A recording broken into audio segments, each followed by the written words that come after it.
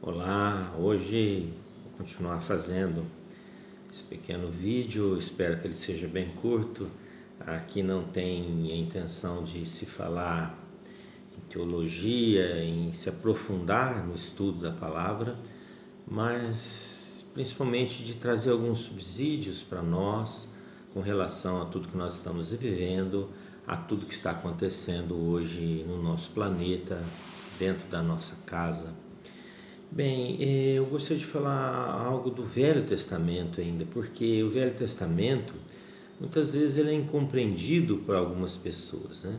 Pessoas que às vezes não têm um hábito de estudo teológico, não têm um hábito de realmente se aprofundar nos estudos bíblicos, imaginam que o Velho Testamento é algo muito superficial, que é algo de histórias fantásticas, de contos, de coisas impossíveis, mas nós temos que olhar o Velho Testamento com os olhos da fé, com os olhos da metafísica. É algo de outra dimensão que aconteceu na nossa dimensão. Então, tudo no Velho Testamento diz o novo, que é uma sombra para o que havia de vir, que era Cristo. E se nós estudarmos o Velho Testamento como base, que todo o Velho Testamento nos remete a Cristo e nos remete ao Novo Testamento. Bom, mas esse não é o objetivo que eu tenho aqui hoje, mas só para que você entenda que quando você lê a história de Noé, principalmente, talvez seja a mais difícil de nós entendermos como que tudo aquilo aconteceu. E eu não vou me apegar à história em si, mas sim no que ela representa. Então veja que Deus criou o mundo e o mundo estava numa perversidade terrível, e nós sabemos que os descendentes de Adão criaram essa sociedade, e essa sociedade estava de uma forma extremamente violenta, as coisas não estavam acontecendo bem. E tudo que aconteceu lá no Velho Testamento levou a Deus a dar uma ordem para Noé, para construir uma arca e renovar toda a humanidade. Então diz assim, no Gênesis 6:3: Então disse o Senhor, o meu espírito não agirá para sempre no homem, pois este é carnal, e os seus dias serão 120 anos. Por que será que Deus colocou um limite aos anos dos homens, né? Justamente por isso. Nós somos tão carnal, nós somos pessoas que vivem tanto das coisas da terra, que era melhor encurtar a nossa vida, porque nós cometeríamos menos pecados e poderíamos fazer coisas melhores vivendo menos. Bom, aí vai adiante, 6, versículo 5. Viu o Senhor que a maldade do homem se havia multiplicado na terra e que era continuamente mal todos os desígnios do seu coração. Bom, tem muita gente boa hoje vivendo nessa terra, neste planeta.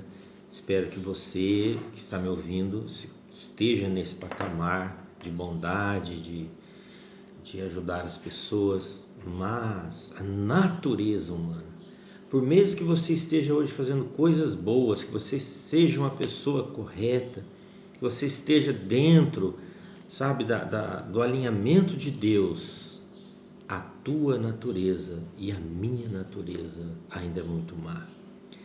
E muitos homens que estão vivendo nessa terra continuam expressando essa natureza má.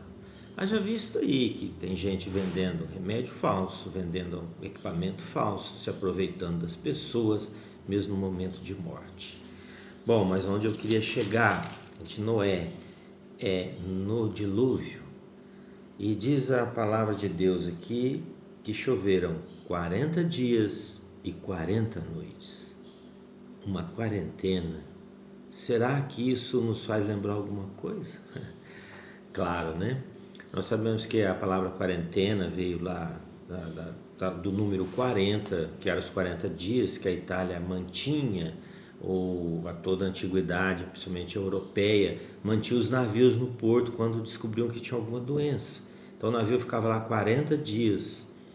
E por isso nós entendemos muito bem o número, esta palavra quarentena. Uau! Mas havia uma primeira quarentena lá. Agora imagina como que foi a situação. Noé era casado e tinha 3 filhos. Os 3 filhos se casaram e eles entraram na arca. A arca se tornou a casa deles e ficaram lá. O marido, a esposa, 3 filhos e 3 noras. A família reclusa, fechada. E imagine só que é a mesma situação que nós estamos vivendo, só que a diferença lá é que não tinha Netflix, não tinha internet, não tinha Facebook, não tinha Instagram, não tinha TV, nem rádio. E então deve ter sido muito duro para eles ficarem fechados com a família, trancados ali. E ao invés disso tudo que eu falei, havia animais lá, que deviam ser mal cheirosos. Mas o que os mantinham ali dentro? Vendo os teólogos, nós compreendemos que lá fora havia uma grande tempestade. As coisas lá fora estavam cheirando morte e era necessário ficarem trancados, convivendo com a família ali durante 40 dias. E não foi só isso, não foi só 40 dias. As coisas se complicavam, né? E ainda nós vamos levar isso para Mateus. Eu quero ler Mateus, Mateus 24, 37. Então, diz assim, Mateus 24, 37. Isso é palavras de Jesus. Pois assim como foi nos dias de Noé, também será na vinda do Filho do Homem. 38. Porquanto assim como nos dias anteriores ao dilúvio, comiam e bebiam, casavam-se e davam-se de casamento, até o dia que Noé entrou na arca. E não perceberam, senão quando veio o dilúvio. E os levou a todos, assim também será na vinda do Filho do Homem. Então nós percebemos que tudo, como eu falei, tudo leva a Cristo. E aqui o próprio Senhor está lembrando desse episódio. E toda essa pandemia pode estar nos levando ao fim dos tempos, é o que nós imaginamos. E aqueles 40 dias que os homens ficaram lá, Noé e sua família, não foi apenas isso. Depois de que 150 dias, 5 meses se passaram, até que as coisas começaram a amenizar. Eles não saíram de casa depois de 40 dias, não. E do 10º mês apareceu o topo dos montes.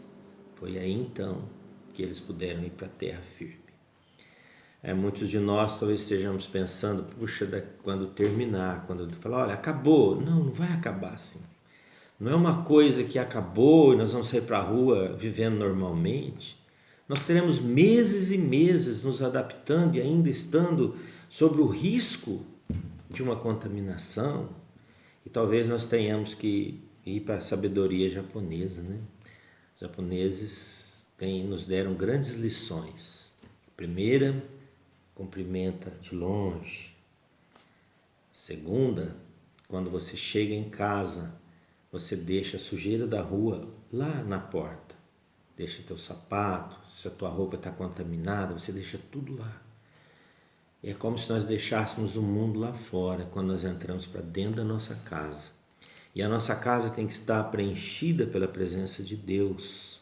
A nossa casa precisa ser o local onde nós temos comunhão com Deus também. Não é só lá na igreja, lá no local que você vai, na reunião que você participa.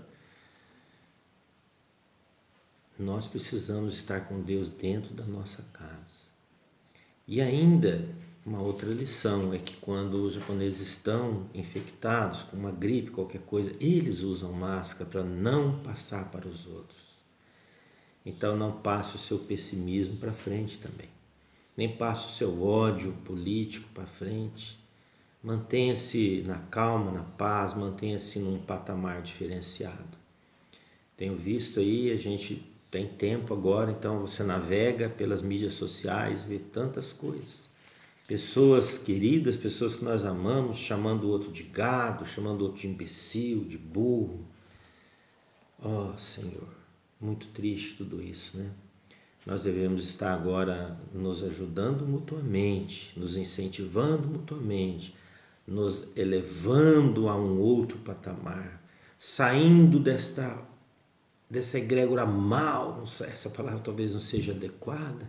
Nós vivemos num clima mal, de dias maus, quando as pessoas comem, bebem, festejam. Casamento aqui é festa.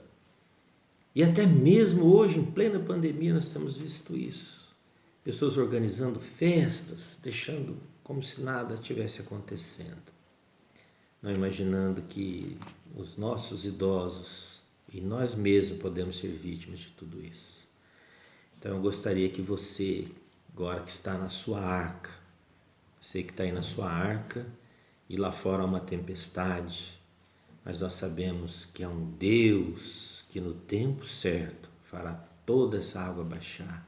Essa tempestade cessará, o cume dos montes aparecerão, nova esperança se renovará na nossa vida e nós, pela graça de Deus, sairemos todos desta arca vencedores.